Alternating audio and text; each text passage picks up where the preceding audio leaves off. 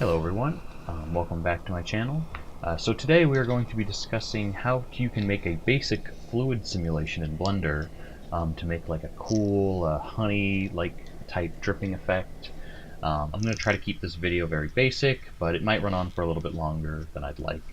Um, so without further ado, let's get into it. So this was the first attempt that I made it like a honey substance.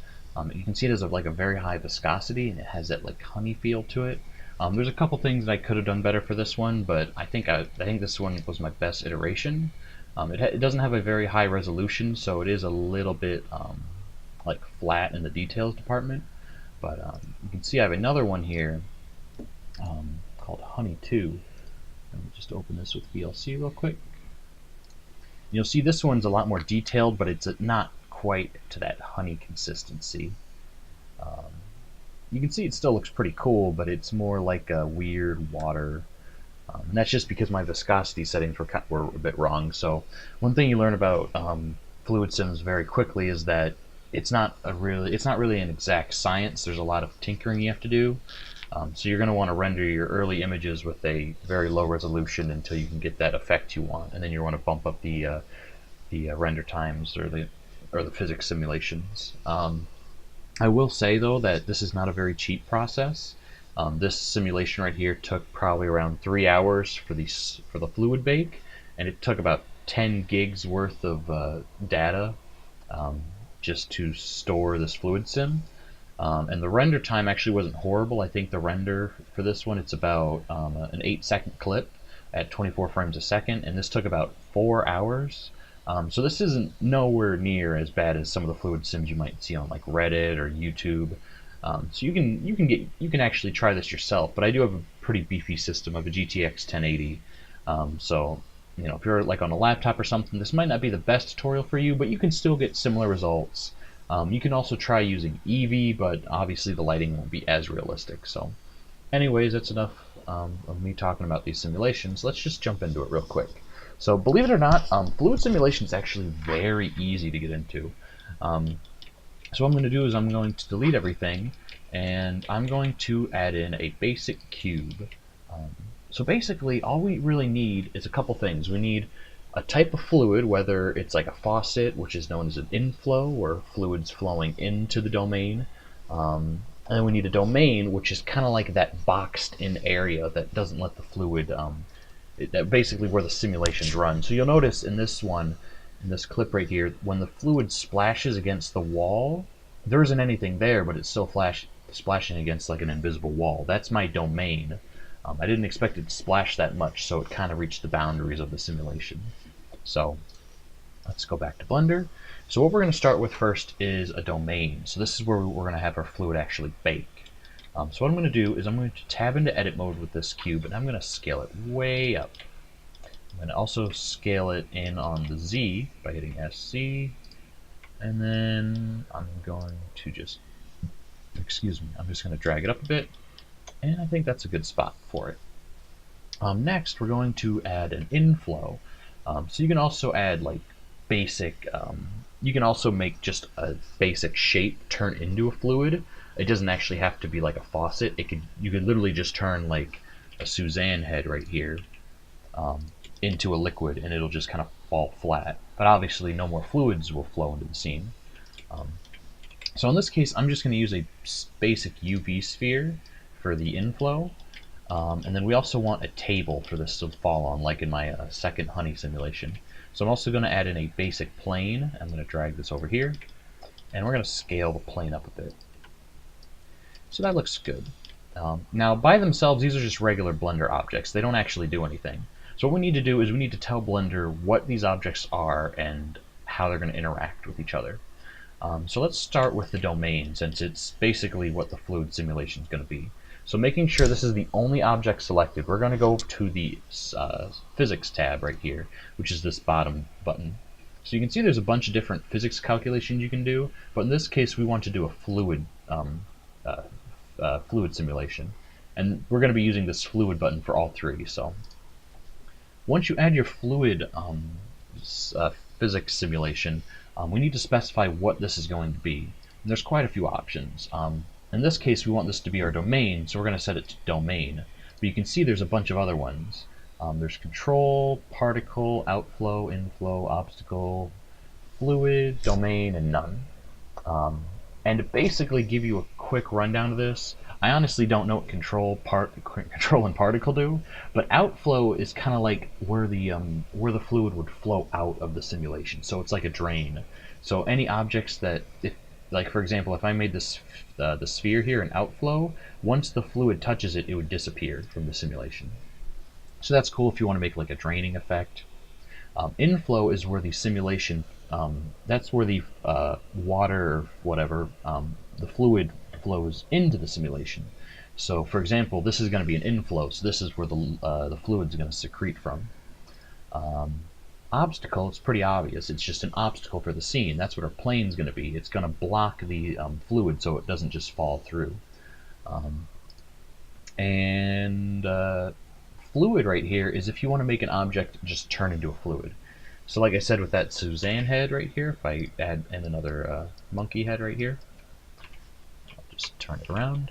If I made this a fluid, it would just fall flat, and then that's it. Because it would literally just turn into a liquid. So that's pretty much all the types.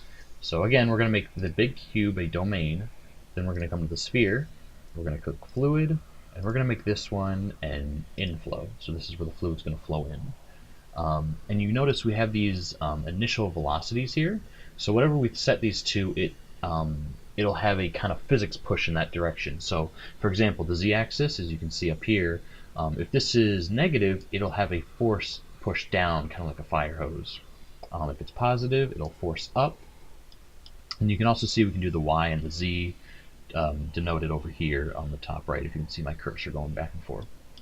So we're going to give it a slightly negative 0.27, because if it was set to 0, the fluid would still fall, but it would kind of drip like a faucet, like a leaky faucet. But we want it to have a little bit of physics push. You don't really need too much, about negative 3.1 should be fine. That's all you really need for the inflow. It's pretty basic. And the obstacles are pretty easy too. What we're going to do is we're going to select fluid, and we're going to set it to an obstacle. And there are a couple options we're going to use for this. So you notice we can either set it as a volume, a shell, or both. And basically shell is like if there isn't a volume to your obstacle. In this case, since it's just a plane, we're going to set it to shell. Otherwise, you could set it to volume or both if your obstacles are really complex or whatever. We're just going to leave it as shell. Slip type is basically the amount of friction. From what I found, a lot of the documentation on Blender is not very helpful. But what we're going to do is we're going to set it to no slip in the case of our honey simulation. If you wanted to make a water simulation, you're probably going to want to leave this as free slip or partial slip. And you can tweak the factor and whatnot, but we're going to leave it as no slip. So that's our inflow and obstacle done, but there's still some things we need to tweak with the domain. So when we render the physics simulation, the domain is what's going to turn into the fluid. So this box will turn into an actual fluid simulation, and it'll kind of disappear somewhat. So what we're going to do is we're going to quickly look at these settings here. So final resolution and preview. Final resolution is going to basically be the quality of your fluid simulation. So for example, this Honey 2 scene right here, I believe this was a 500 level. It was just the number 500 final render, whatever. So this took about the 4 hours and 10 gigs of storage. And preview is how detailed the preview will be. So if you have a low preview, it won't lag up your viewport too much, so you can actually like demo it in the time reel at the bottom. But otherwise, if you have it set to the same thing as your final resolution, it might be a bit laggy. And you can also change what is displayed right here. So obviously, render display set to final. When you render your animation or your picture, it'll be displayed as the higher quality final resolution. In viewport, it'll show as the preview. But you can also change it if you want to see a preview of the final in your viewport. You can do that here. Start and end time. You don't really have to mess with these. This is like kind of like the speed at which the simulation goes. I believe by default, the simulation will go as long as your timeline is stretched to. So in this case, it's stretched to 250. And we're going to leave that there for now. So that's how you set the quality of your simulation, final resolution, and preview. Bake is very important. So Bake will give you the required memory for your simulation and also the location it'll go. Usually it'll just, so like these are just temporary files. So usually it's fine with the default location, but if you had like a separate hard drive you wanted a large simulation to be on, you can just click this little file icon and move it. But you'll notice, so it estimates that we're going to use 8.3 megabytes of data if we render this simulation. But you see, if we take the final resolution and we bump it up to like 500, it already is guessing 3.7 gigs, and we haven't even added in our inflow and stuff. So we're going to leave this at 65 for now. And then boundary, this is like the same thing as the obstacle, but how it actually interacts with the invisible box. We're going to set this to no slip, even though it's not too big of a deal, but we'll leave it like that for now. And then particles, I'm not really sure what this one does, so I don't think we really have to mess with it.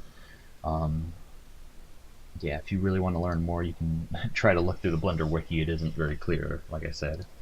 World, this is where if you want to tweak gravity and stuff, but we're fine with this for now. There's also optimization and compressibility, but I didn't have to mess with those. And finally, viscosity. This is very important for our specific simulation. You can see there's some presets here like water and honey, but the honey preset actually sucks. It's the one I used for honey 2 to test how it looked. And personally, I don't think it looks as cool as our first one, which is the one I used special settings for. So what I used, actually, I believe, I'm going to change it to honey real quick. So basically, I used a base of 2 and an exponent of 2. And if you want to know what this means, again, look at the Blender wiki, but if I remember correctly, basically, I believe it basically is using like, what's the term? Like exponential notation or whatever in math. I can't think of the term for it, but basically it's I'll just pull it up right here real quick. Okay, so I quickly pulled up the Blender wiki. So basically you can see it's that exponent notation. I can't think of the term for it, but basically you can see that like melting glass is a very like solid liquid, so it's going to be very like clumpy, high viscosity. And you can see that basically the closer to 1 it is, the more it'll have in terms of like viscosity. So let me see here. So basically base is the base right here. So in this case we set it to 2. So this is 2, and then the exponent right here is also set to 2. So that's what, 2. So I believe that's basically 0.02. So not 0.002.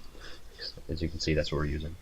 So yeah, basically with this viscosity you're going to get the effects that I got in this one right here, as you can see. And you can see how it does the like side to side motion that looks really cool. So now that you've kind of got a quick rundown of all these settings, what we're going to do is we're going to position these in our scene. So what we're going to do is we're going to tab into wireframe so we can actually see through this domain, and we're going to drag the obstacle over. I'm going to go into a side view and just kind of drag this up a bit, and that looks mostly centered, so I think that looks fine. I'll bring it down a little bit. Now I'm going to grab the sphere here, I'm going to drag it up, pull it over, and I'm going to actually tab into edit mode and scale it down a bit so it's a bit of a smaller inflow, and then I'm going to drag it right there. And what I'm going to do is I'm going to hit select A to select all objects, and I'm going to hit A, and then Control A, and I'm going to set the scale for all the objects. This way our simulation isn't messed up, because all the objects have a 1:1:1 scale on the X, Y, and Z. So basically we're ready to start simulating our scene. So all we have to do now is make sure our domain's selected, and we go over to Bake, Well, first let's bump up the resolution a bit. So I'm going to set the resolution to 85 for the final, and all we have to do is click bake, and you'll see down here we have a little progress bar. All it's doing right now is it's simulating our simulation. So it's not taking too long because this is a fairly small resolution, and it's doing it from the start of our timeline right here to our end.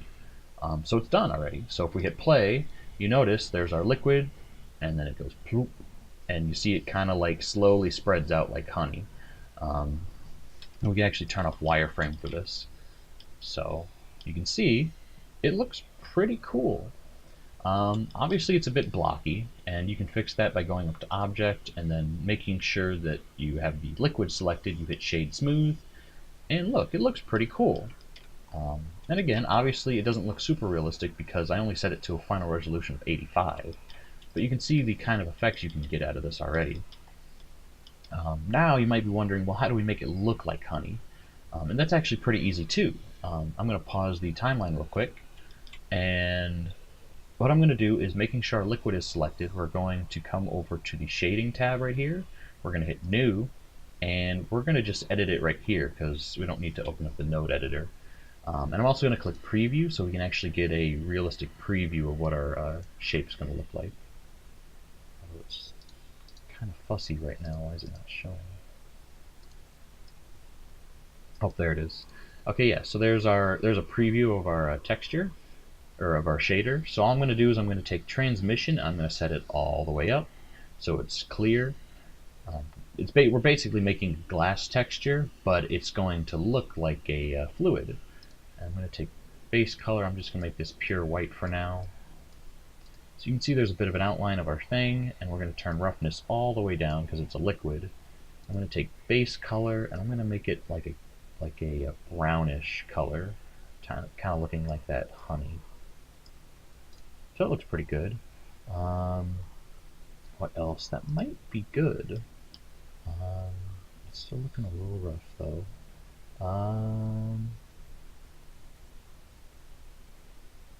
Let's see here. Let's just kind of take a peek and see what this looks like. So what I'm going to do is I'm going to add in a light sun. I'm going to just drag this up and rotate it a bit, and let's see what this looks like. Oh, we're in Eevee. That's why our thing looks so weird. So making sure, I'm going to click on the render tab here. I'm going to set it to cycles. So now if we look at our shader and preview, there's the realistic honey I was looking for.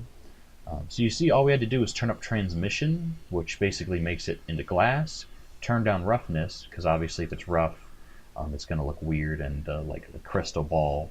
So we turn roughness all the way down to make it like a liquid, and all we have to do is change the color to make it look like honey. And now if we render it, you can see how it kind of looks like honey, but it doesn't look super realistic. Probably because it's a bit too dark, so maybe if we make it a bit lighter.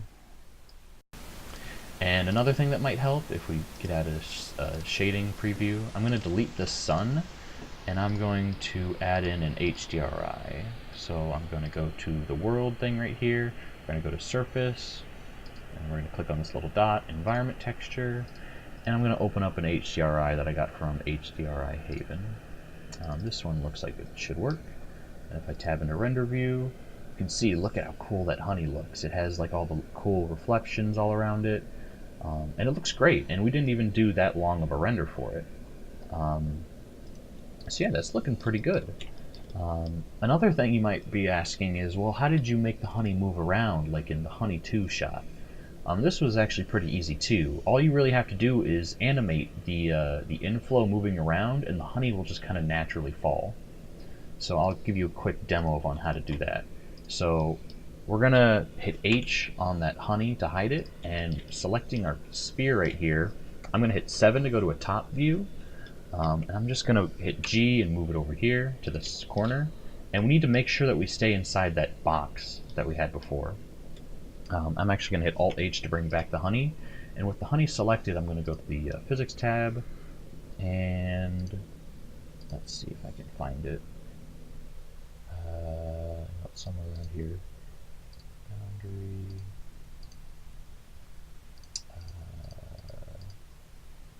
Should be. Okay, here we go. So under viewport, I'm going to change it to geometry so we can get our geometry back. I'm going to hit 7 to go to a top view, and we're going to have to go into wireframe.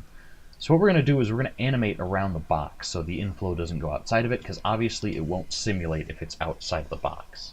So in order to do this, it's really easy. All we have to do is go to keying right here, and we're going to make it only copy, we're only going to have it save the location keyframes right there. And instead of having to like move it and then place a keyframe, move it, place a keyframe, we're going to kind of do it automatically. So what I'm going to do is I'm going to click these keys right here that says automatic keyframe insertion. So with that selected, I'm also going to come over here to enable automatic keyframe insertion. I'm not sure if these both need to be enabled, but I'm just going to do it anyways. So basically what we're going to do is with this enabled, whenever we move our sphere, it's going to copy the keyframe of the movement. So for example, if we go back to the beginning of our timeline, what we can do is we can hit spacebar to enable, and you'll see the timeline will start going. And when we move our object, you'll see all those little keyframes are getting placed down there. So if I click and hit stop, you'll notice if I go back to the beginning, it actually animates the movement of our sphere. So that's pretty cool. So I'm going to hit Control Z to undo all those, and making sure we're at the beginning, I'm going to do this one more time. So just to recap, beginning of the timeline, what I'm going to do is I'm going to hit space, and then while it's moving, I'm going to press G and move it around a bit. And then before it gets to the end of the timeline, I'm going to click and then quickly tap space again to stop it, and then we should be good. So space G, I'm going to drag it around to make that honey moving effect. And then I don't want to go all the way, so I'm going to click hit space real quick. If we go back to the beginning, there's our movement. Now I'm going kind of a little too fast and too jittery for this, but you can see how you can get some realistic looking effects. And since I only want to start where our keyframes are actually moving, I'm going to right click on the timeline to set it on this first keyframe. So this is keyframe 7, as you can see right here. So we're going to click start and we're going to set it to 7. And you notice now we're going to start at keyframe 7. It kind of moved that graying up a bit. And this one is 152, so we're going to end at 152. So now what we can do is we can re-simulate our fluid sim. So I'm going to come over to the simulation tab, make sure I have the domain selected, and I'm going to click bake. And it's going to recalculate our simulation. And this should be quick because again we're using a very low final resolution. Just give it a second.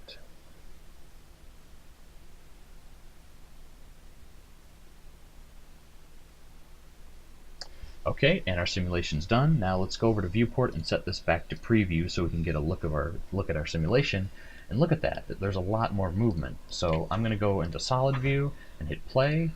And as you can see, it's actually copying the movement of our sphere because of all the keyframes. So that's how you can add a really easy moving bottle effect. You know, if you were like standing over a table with a bottle of honey. You'll notice it's kind of adding a bit too much. So like for example, we could lower so if I click on the sphere, we could lower the inflow velocity, and it would add a little bit less, and we could also like scale up the boundary and the table obstacle. But this is just a demo, so you kind of get the idea. And you can also get some really cool keyframe pictures, like you don't have to render the animation. So as you can see here, if I'm just on keyframe 118 and I switch over to shading, you can see how cool that looks. Like that looks pretty realistic. And one more thing, if we were going to render this image, obviously we don't want this sphere up here to be present. You see if I switch over, it's still there. That's pretty easy to get rid of. All we have to do is make sure with the sphere selected, we're going to come up to the sphere over here. As you can see, you can tell it's selected by the like orange outline. And all we have to do is click on the camera to disable the object in renders. So when we render this image, this thing will be gone, but you'll notice if we switch over to rendering, since this isn't an official render, it's still visible. But you can also turn it off in the viewport by clicking the little monitor, and you'll notice it'll disappear. So yeah, that looks pretty good. So yeah. Now that this is done, we can move on to actually rendering our honey simulation. So that's pretty simple as well. Again, if you wanted to up the quality of this render, all you have to do is up the final resolution a bit and then let it calculate. again, it can take quite a while if you're not careful. Like for example, let's set this to 500 real quick. It's going to want to use 3.7 gigs from my computer. I don't really want to do that, so I'm going to just leave it at 85 and stuff. So also, before we continue, I'm going to turn off this auto keyframe insertion just in case we accidentally move something. So there we go. Now what we want to do is we want to actually render an animation for this. So that's pretty easy. First, we obviously need a camera in our scene, so I'm going to hit Shift A, drop in a camera. We're going to move it up a bit. And an easy way to move your camera is you hit 0 on your numpad, or you can hit F3 and lock and type in like snap view to camera. And what I'm going to do is I'm going to hit N to bring up this panel on the side, and we're going to hit lock camera to view. And now when we move in the 3D viewport, it actually moves our camera with us. So I'm going to just kind of move this into frame so we can't really see that object moving up there. And when we're happy with it, we just uncheck this, and then when we move, you'll notice our camera stays there. So now that we have our camera placed, all we have to do is set where we want our animation to be rendered. So that's very easy as well. All we have to do is come over here to the output panel. Here you can actually change the resolution of your render, and what the frame rate is going to be. So 24 is, you want as low as a frame rate as possible, which is usually 24, because obviously the more frames each second, the longer you're going to have to render this animation. So you can leave that at 24 if it's already set to that for you. And output is very important. So this is where your animation is going to be saved. So you're going to want to put this somewhere safe. So click on the file icon. For example, I saved mine to Honey Tutorial folder. And what's really important with animations is you usually want to set the file format to an image like PNG or JPEG. You don't really want to use a movie file. And the reason behind that is, for example, say your Blender program crashes for some reason, that will just be a corrupted video file. But if you're rendering each frame as a PNG, if your Blender crashes, you'll have a bunch of frames left, so you can just continue the render from wherever your program crashed. Or say you need to use your computer for a while and you don't want it lagging your computer, you can just stop the render and then you can pick it up later. So for example, here's a folder that I have, and it's filled with just a bunch of pictures that I later put together in Adobe Premiere. But of course you can use Sony Vegas, whatever program you want. You're basically making a time lapse almost. So I'm not going to let that load all the way. Yeah, so once you have your output and your file format set, you're pretty much good to go. Obviously, if you want to tweak your samples for your actual like outputted picture, you want to bump up the samples or anything like that. And if you don't know what this properties panel does, either watch my bathroom tutorial series where I kind of go over all the basics to Blender. Obviously I don't cover everything, or I just recommend Googling how to render animations in Blender, because I don't have a video specifically on that topic. So yeah, it's pretty much that easy. So all you have to do is come up to render, and then when you click render animation, it'll start from I believe the very beginning of the animation. But let's say you stopped your render halfway through and you want to pick up to where you left off. Say you only rendered up to frame 75 and you want to pick up at 76. All you have to do is change your start time to 76, like so. So if I type in 76, you'll notice now Blender will start the animation from here. But I'm going to set this back to 5, I believe it was. It's not too big of a deal. But yeah, that's pretty much all the ins and out to how to make a cool looking honey simulation in Blender. And obviously if you want to do like a water simulation, all you have to do is tweak the viscosity of your water, and you can even add cool obstacles like a water mill or something like that. Or a water mill? A water wheel, sorry, you know. Yeah. Before I go, there's one very important thing that I forgot to discuss, and that's some like rendering artifacts you might get when you're doing simulations, because it isn't always perfect the way it handles like the geometry. So for example, I'm going to pull up a couple images that I rendered. So basically there's the way the geometry is rendered, you might have some of these black artifacts, and if I zoom in a bit you should be able to see, if you haven't seen them already. There's like this weird like cartoonish outline on some of these like stragglers of honey on the side. And obviously that looks kind of gross and unrealistic, but there is a way to fix this. You'll notice that basically I applied a smoothing modifier, and you notice it gets rid of that weird black outline. So just kind of to go back and give you, so like see, this is without smoothing, and this is with smoothing. And it's actually very easy to add.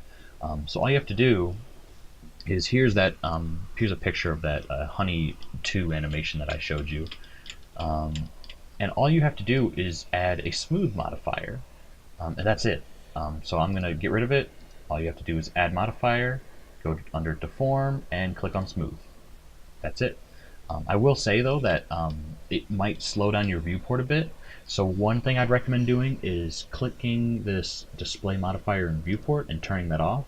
So your honey animation won't look as smooth as, so it might have that black outline on the edges, but when you actually render the animations, you'll notice use modifier during render is still on. It'll actually smooth out those edges, because basically the problem is if I show the final render, so here's the final, and you'll notice that if I isolate the honey layer, you'll notice that there's some really sharp edges on like the honey for some reason, and you can probably see it more so over here, and you can see how sharp those edges are. So maybe if I go into shading real quick, you can see them. You can kind of see like those really sharp edges, but all you have to do is again go to your modifier tab, and you'll notice if I enable the smoothing in the viewport, it kind of just smooths it out a bit. So like this edge right here is a lot finer. So if I turn it off, see how it looks all like wonky. And remember, this is with a very high, this is with the 550 resolution. So this is a very good render, or a very good simulation.